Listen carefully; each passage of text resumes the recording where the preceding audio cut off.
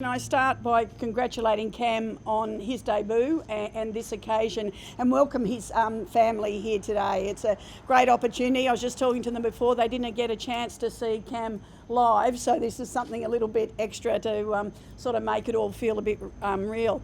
Welcome our chair, Chuck Waldron, thanks, and our patron Ken Michael for coming here today, and also the Australian coach and our former coach Justin Langer. But I've got to say, one of the things that I like about this morning is we're finally in the same confines as our own players. Really exciting to having cricket start here tomorrow and to have them all available. It was 700 odd days between the last Australian debutant and Cameron, and the Australian debutant before Cam was Jai Richardson, who we now call the $2 million man.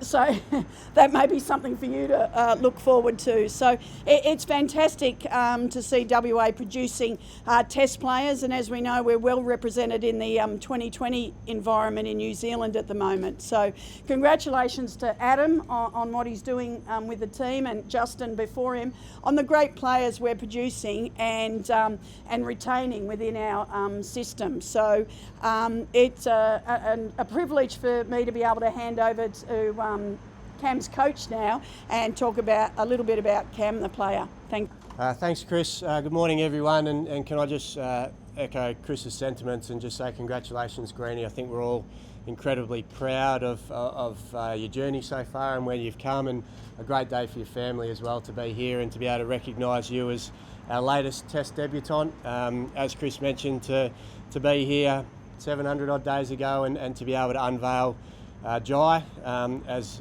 the last Test debutant, but then to have another West Australian don the baggy green.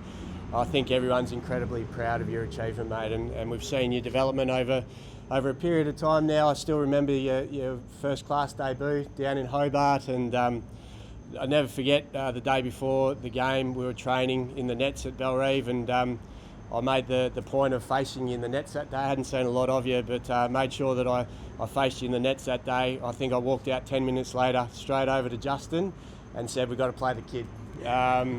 Made a pretty good first impression back then. The debut has been talked about a lot.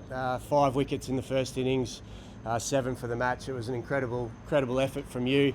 But I actually want to talk about another game that you played, and it was in that year as well. We played a game here against Victoria, and we won the game quite convincingly. But what people might not know is that on the morning of day 2 in that game, Greenie went down with a dislocated kneecap, went down in an absolute screaming heap. And we all sat there and thought, oh no, he's out for the rest of the game. And to Greenie's credit, not only did he get back out on the park thanks to our medical team, but I think you made 40 odd in the innings that we batted in. Played some wonderful pull shots, put a few of them up onto the hill beneath the scoreboard, and then was able to come out and take 3 for 20 and help us win the game. So we've worked out pretty quickly that not only did we have a talented cricketer, but we had an incredibly competitive one and a tough one as well. So I think those traits will certainly hold you in good stead, mate, as you continue along your journey.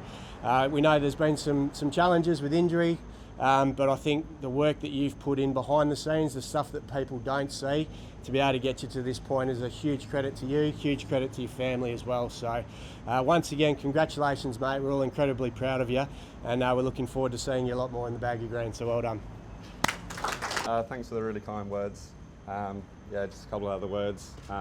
Thank you from my friends and family for rocking up today, and to the staff and players for coming down and spending time, going out your way to come down this morning.